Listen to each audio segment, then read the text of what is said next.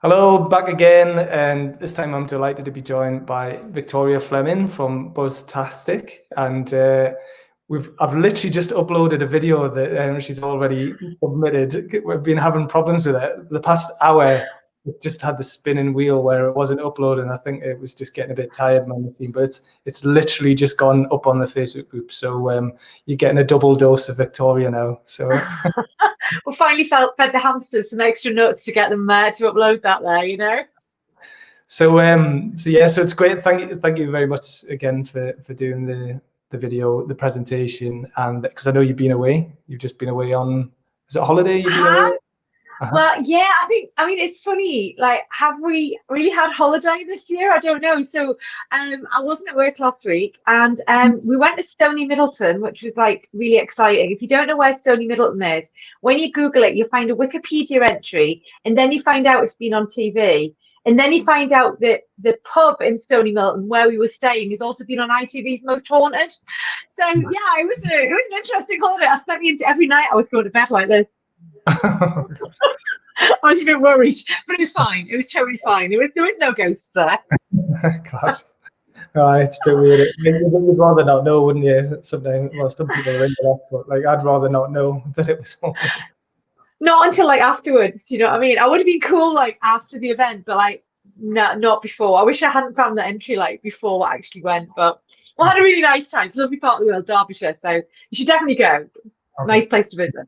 Lovely. So the video, people won't have had a chance to watch it yet, but do you want to just like quickly say what's in the video and what like, obviously don't repeat the whole video if you want people to watch it. Yeah, I know, don't. Yeah, I don't want to, but it's really interesting because it's all about the C word, which is, of course, COVID, which has become, I think, one of my most hated words of 2020. It's on my words I hate list. And I think primarily because, let's be honest, like none of us have had a great experience with it. I think even businesses that have done really well, for whatever reason, have found that still quite emotionally draining, mentally draining, and challenging because I think we've all had challenges. Nobody has continued as business as usual over the last 6 months. I think we've all had to be agile and make changes and think about our future and how we're going to work and what about our teams and what about our customers. So even the most traditional of businesses, even the most established of businesses, even the newest of businesses, I think we've all had to deal with those challenges. And I've been really fortunate because I've got to work with like loads of different companies through that. So really the video, when people go across and watch it, obviously after listening to us chat, is all about really like what I've learned from them. So it's all tips and it's all insight into, look, these are the things that other people have done and it's work. This is stuff that you might want to think about. Because those businesses that are coming out of this really strong and continuing to develop are doing this stuff. And I think that's really helpful because I'm a great believer in why come up with a new idea when you can just nick a really good idea that's already working for somebody else? Yeah. Like proven success, why wouldn't you, So like, well, thinking back during the lockdown, it's definitely been phases. I think people have been going through, like at the beginning of it, like shock and just like trying to stabilize. And like even myself, it was like in March, it was trying to stop money going out and get a bit of money coming in and just like steady the ship a little bit, right? And then it was getting my head around, okay, what am I going to do? I can't do the physical start of week event. So I didn't want to cancel it completely. So I postponed it. So it's communicating with people. That's what I'm doing. Yeah. And then pivoting to say, right, okay, I'm going to do an online version in the same week because I still wanted something to happen, and still did an amazing event. Like content-wise, speaker-wise, engagement level was really high. The numbers weren't as big. I was like last year we had just over 800 people, but we still had just over 300 people in May, which was amazing. And like I say, really high level of engagement. Content was fantastic, but in terms of money, like nothing like it. Big hit in terms of revenue for me for this year for that. Yeah. But still, like trying to adapt and offering people the option instead of buying just tickets for the event, paying for a 12-month membership. So moving away from just spiky revenue to having like and like people have gone for that, but it's still a new concept for some people. Some people still seem to prefer buying a ticket for an event or an actual physical experience, right? But then I don't know. Also, not just me, but other people seem to be really reluctant to sell during the lockdown as well. Like it's like they're not allowed to, or that it's inappropriate or insensitive to be selling. So And I think that's, yeah, I would totally agree. And it actually, when we went into lockdown, I was actually working directly with 3 businesses telesales teams. So literally people whose sole job was to be on the phone all day, every day selling. And we just gone into lockdown and we're saying, yeah, keep selling, keep ringing those businesses, keep ringing those schools, keep ringing all these different people. And that's like really interesting. Like, how do you do it? Because I think that there's been a bit of an emotional roller coaster that people have been on, and you don't know the situation. Especially, I think when we first went into lockdown, there's sometimes you could be speaking to someone who's in the middle of a very emotional situation, or they're having a very difficult time, either with themselves or with a family member, or even just struggling with being alone. I mean, I think there's an awful lot of that going on. So I think as salespeople, and in fact, just as business people, I think one of the big things that we worked really hard on right at the very beginning was, how do we minimize the emotion almost, so that we're not, bringing out that emotion and pressing those hot buttons, while also being quite empathetic with people. And one of the things that I found with, some of the businesses I was working with, the temptation was very much to ring up and say, oh, how are you coping with COVID? How's it going? What about the lockdown? And like all that was doing was like stirring up all this negativity and all this very emotional stuff. So instead, like, we really had to think about how we shifted that approach to move away from that. And the way that we did that with that particular piece of work was we actually changed that whole opening just to be, how are you finding working from home? Which is a much more neutral question, but it's still opening a business conversation and allowed us to find out a bit more before we actually went into like a pitch kind of thing. So I think it's interesting because the situation, we're all being driven by quite a lot of emotion at the moment. I think that's why we feel like that. But equally, that doesn't mean that people don't have a need anymore. You know what I mean? People quite often still need, what you're offering. And I think, you're a great example. People still need the education and the insight that you're offering. What you had to do is you had to flex your offering to deliver it in a different way. And obviously you've come up with, you were just telling me before we came on, not just if you flex the event, but it's really galvanized you to develop a different solution to the same problem almost. So you're aware the problem still exists, but it potentially needs a different solution. I mean, I don't know how much the community knows about your new venture and what you've come up with there. Are you sharing that, or am I sharing secrets now? No, like, if you've been listening, they'll know a little bit about it. And then tomorrow on the final day, I'm gonna make a kind of but it's a teaser then, guys. It's a teaser. Tune in tomorrow to find out all about it. Yeah, that'll be my closing remarks. But no, yeah, you're right. It's kind of it was always something I wanted to do, but it's just kind of forced me to do it a bit sooner, or just thought, well, okay, now is the time to do it, and it makes even more sense to do it. Especially if people can't do physical events, to have an online digital kind of version of Startup Week at scale, all year round. That's what I'm doing. So and I think the other thing is, what's really nice about that is that I think that this isn't going away anytime soon, but it doesn't mean you can't continue to do your in-person stuff when that's appropriate again. It's becoming an additional option in a different way of you delivering, which I think, for a lot of businesses, being able to come up with new and innovative ways of developing their products or their services, the people who've really taken the time to think about that and sometimes invest in that, I think, have seen some real success through this period. Yeah. Well, I'll share a link underneath this and underneath the other presentation that you've done. But the podcast interview that we did together, that was at the start of this year, wasn't it? I think it was in January when we did that. It was, yeah. So good. Like we didn't know anything, we didn't expect COVID to happen. But what thing that I love about that is at the beginning we talked about if people feel like sales is a dirty word or they feel uncomfortable selling, you're not selling things people don't want. You're offering solutions. And I think once you get that into your head, that it makes it easier, because that's what it is. You're not hitting them overhead until they're going to submission to buy what you want, and then like no one's like, they'll probably ask for the money back, or they'll not be happy, or they'll not come back again. But yeah, so if you've got something genuinely that you think is of value to that person or that business, in a way, well, really you are helping them. You're doing them a service by telling them about it. And I think sometimes you're doing them a disservice by not telling them about it. I think, it's like, if you were, I don't know, hiking on the Grand Canyon or somewhere, there's someone had fallen down into the Grand Canyon and you had a rope, you wouldn't like just walk past, would you? You'd say, hey, I've got a rope here, let me throw it down for you, let me help you up. And that's like basically what we do ourselves. We walk past people who have fallen into the Grand Canyon, and we have the solution. We have the ladder, we have the helicopter to go and get them, we have whatever it might be, and we don't even tell them. And then we say, well, I couldn't possibly tell them, they might think I'm a bad person.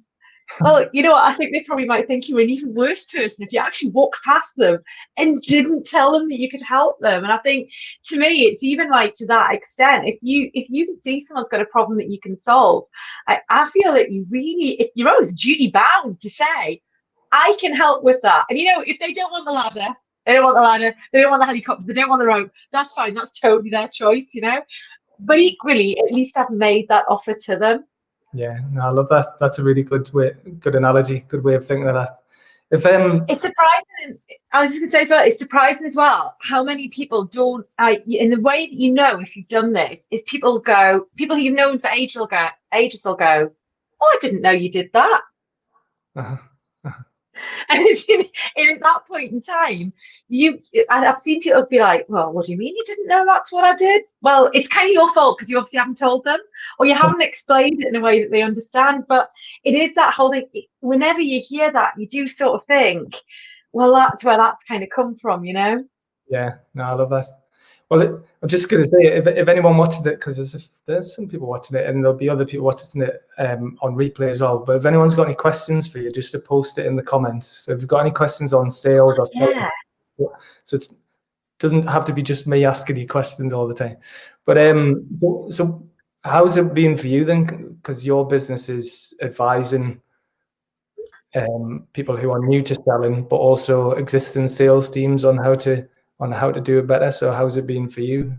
Have you been? It's been really interesting. It's been, I've got to be honest, it's been like, I think like everyone, it's been a bit of a like, wow, it's all changed. I did a sales training and had sales training like scheduled for the week we went into lockdown, and we just moved it online. So I think it's been really interesting. I think a lot of people have had this like learning curve with online software and online delivery. Yeah, like literally we didn't. It was like within a couple of days, like, okay, we're going to have to take this online and break it down over a couple of days instead of a full day. So I think it's been really great on the basis that it's allowed, I think, some of my clients, and I think in general, I think it's allowed people to see the power of online delivery, because sometimes you don't need to be there in person, and sometimes you don't need to be, travel at the other ends of the country to do stuff. You can do things really effectively remotely. Equally, for a lot of my consulting clients, it's been really interesting, because what I found is generally I spend maybe a day with them a month or something like that on site, and we'll have like a concerted blast. What's been interesting now that we've gone into lockdown now, it's far more almost like casual.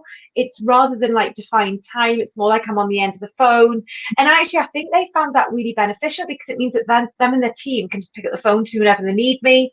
I'm hopping into a meeting after this, which is just something very ad hoc that's come up with one of my clients. So we've got a 15-minute meeting in with, the MD and the teams, just to update them on something. And I think that's what's really great about this. It's actually, there's some real benefits that have come out of it.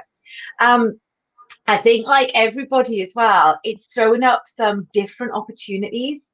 And one of the things that I've really appreciated about it is actually being the opportunity to reconnect. And what I mean by that is, obviously, Newcastle, Mr. Newcastle over there. As you know, I'm not always local.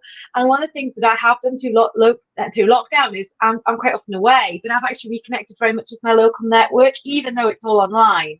And I mean, it really does just show you the power of those connections.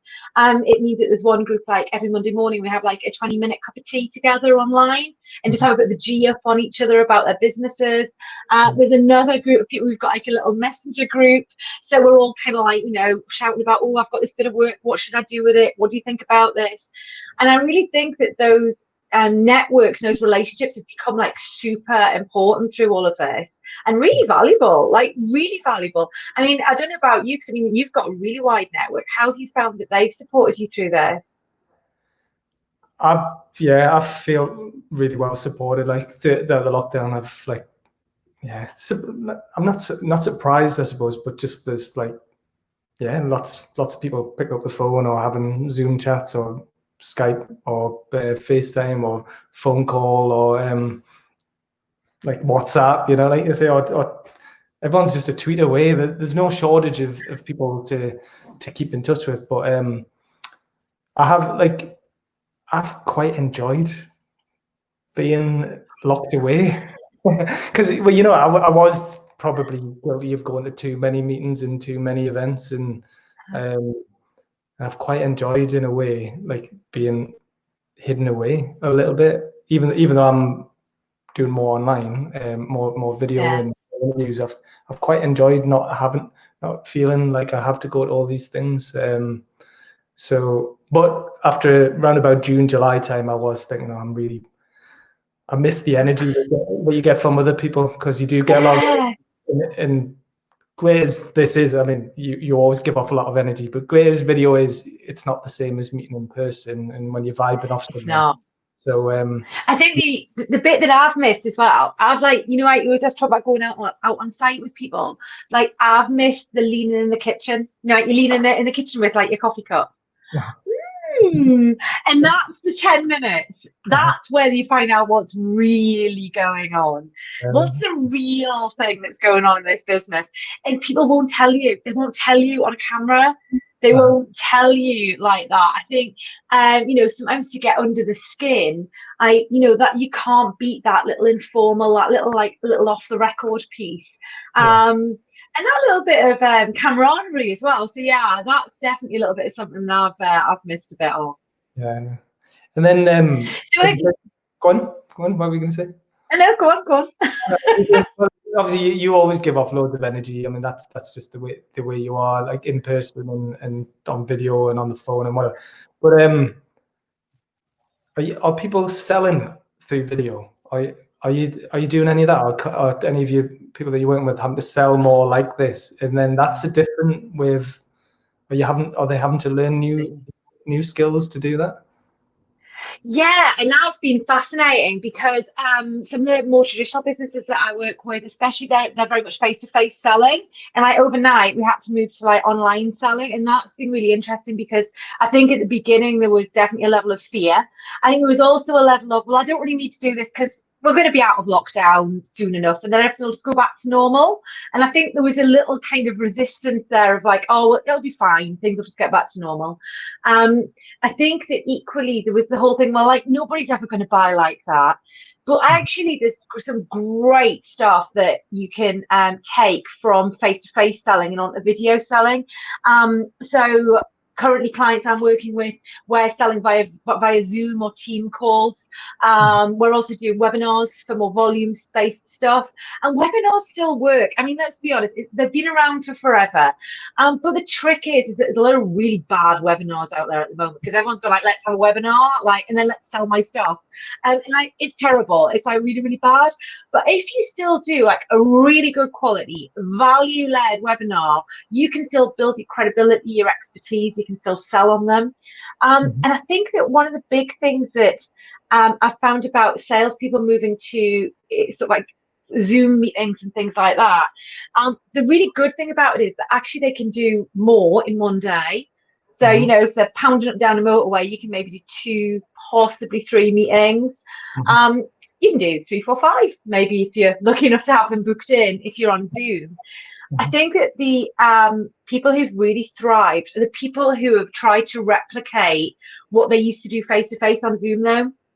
I think what's happened with some people is they have decided since it's on video, it's like super informal, it's just like a chat, rather than thinking this is still a 1-hour sales meeting, therefore it needs an agenda, it needs a structure, I need to know who's coming, I need to know their roles, I need to be clear on what I'm going to show people, I need to have that set up ready to show them, I need to be ready to answer questions, I need to have my pricing and proposition stuff ready to go, I need to make sure it's as professional as possible.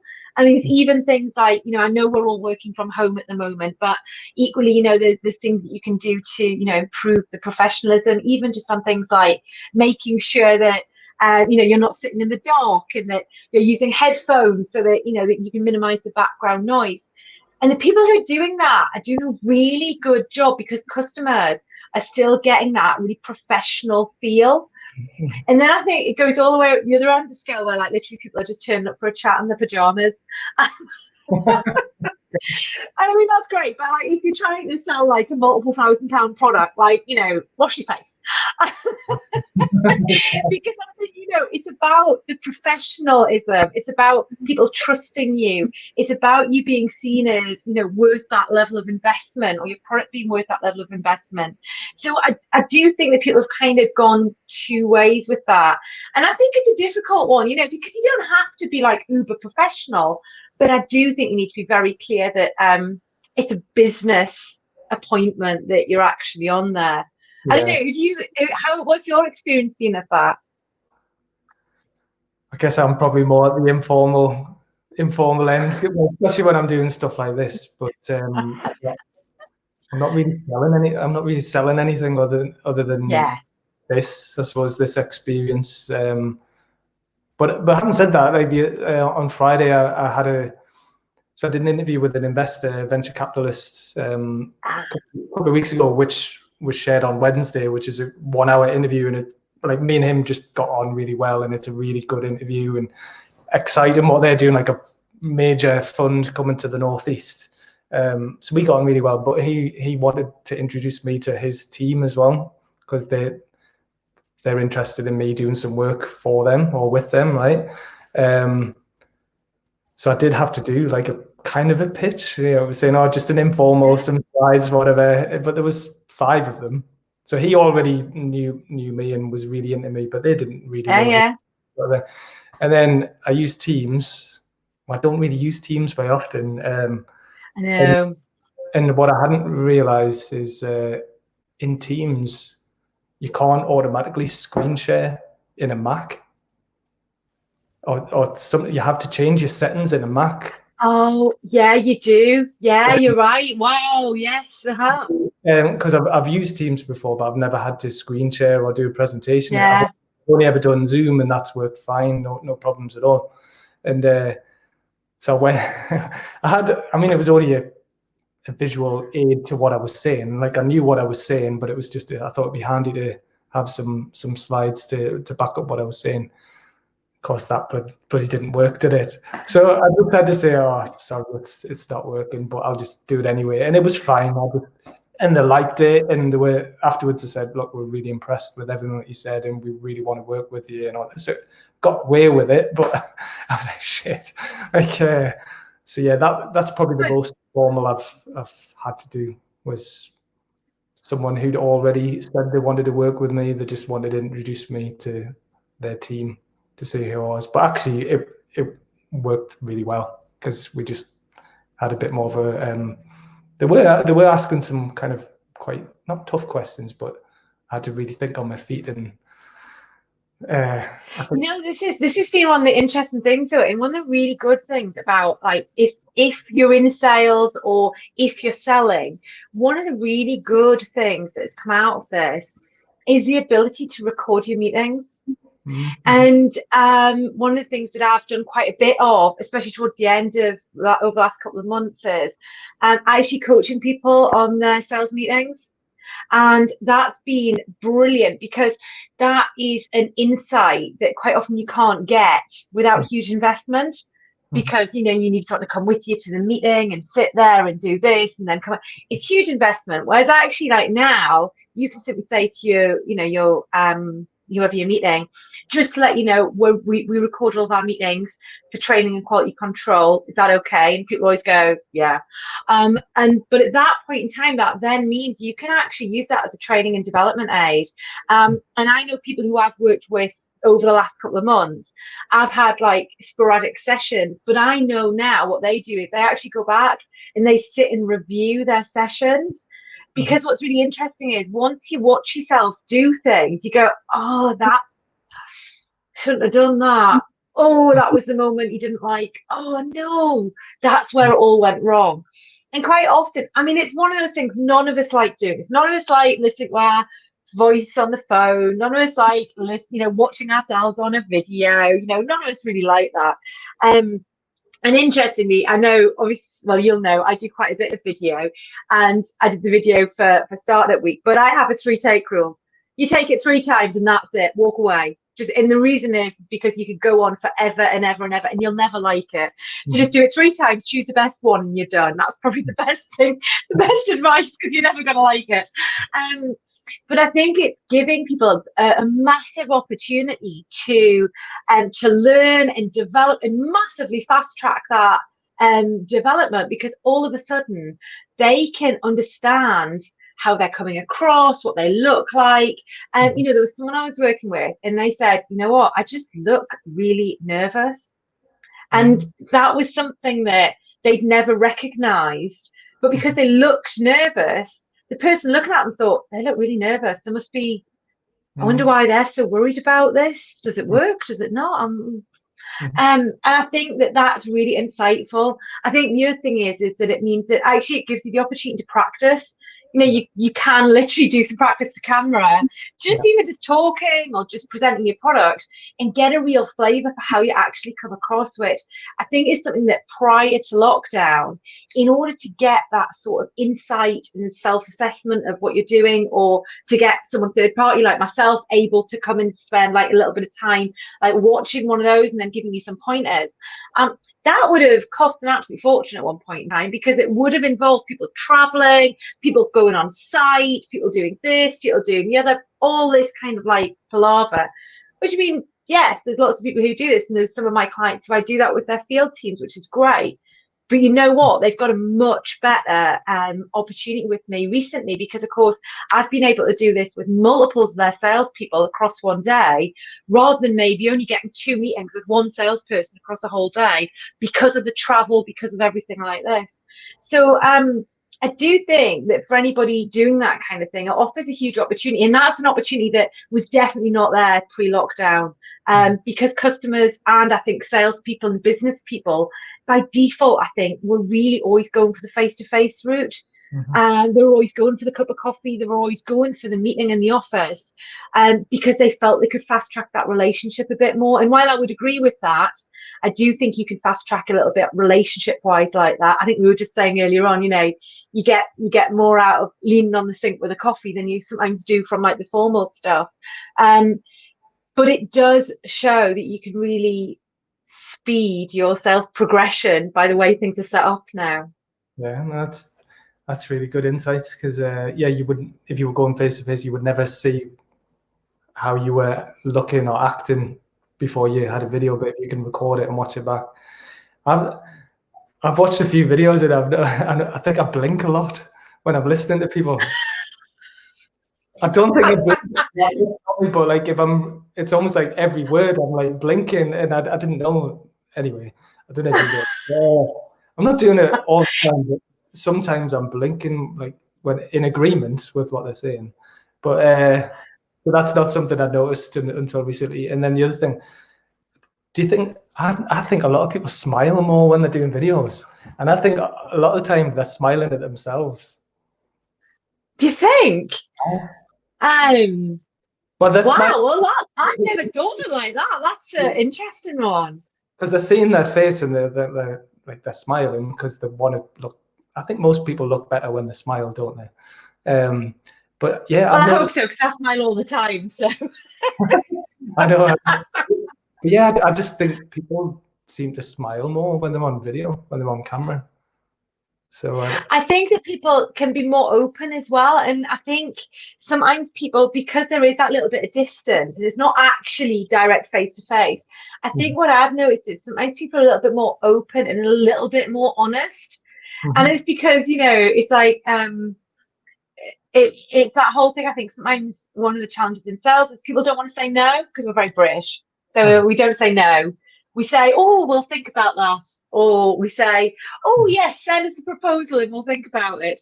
Or we say, I'll come back to you. You know, any of these. What those basically all mean is, no.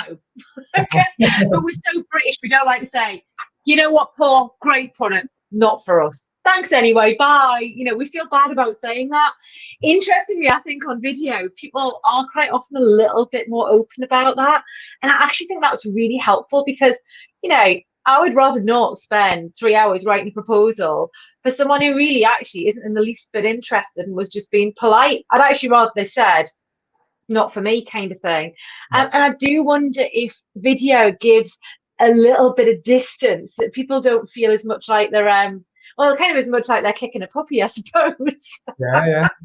But years ago, I went to the Think of Digital conference, and there was a guy talking about the screen, like the divide of having a screen between desensitizes people sometimes, right? So they've done lots of studies in this. So he showed a video of, you might have seen or heard of this, where it looked like they were playing a computer game, but there was two guys sat in like a seat with joysticks, and they were just dropping bombs on targets in Iraq or whatever. But there was no emotion in there at all because it was just a screen, and they were like, because it'd be different if they were actually there flying over the target. Because the way in America, dropping bombs in another country, there was just no emotion whatsoever. It was just payload dropped, target destroyed. You know, it was just like, so I know that's an extreme example, but I'm just saying, I think having that in between you, maybe it does, in some ways, you feel a bit more intimate, but at the same time, kind of a bit more removed than if you were stood in front of someone and not wanting to disappoint. So. And that's really interesting because what you're just saying there, that links back to I don't know if you ever read it, Ender's Game. Oh yeah. Yeah, and I mean that's all that about, you know, the kids at the beginning, they think it's a game and it's not actually. They've actually been wiping out all these aliens, you know. So yeah, it's interesting how these things like all come true, don't they? How much sci-fi's come true in the last 20 years? What a worry, eh? That's mad, isn't it? So so I've lost my train of thought now, talking about bloody missiles.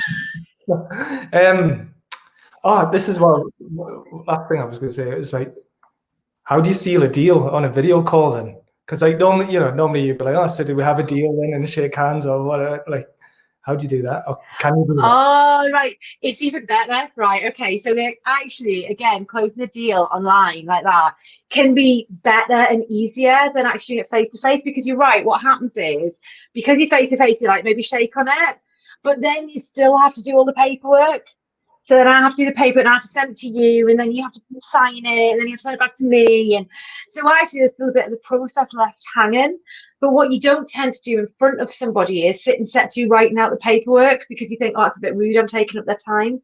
One of the things that some of the teams that I've been working with, we've obviously got, like, I think everything's online these days. You know, you can use DocuSign or HelloSign or Adobe or whatever, but you know, all these online contract things.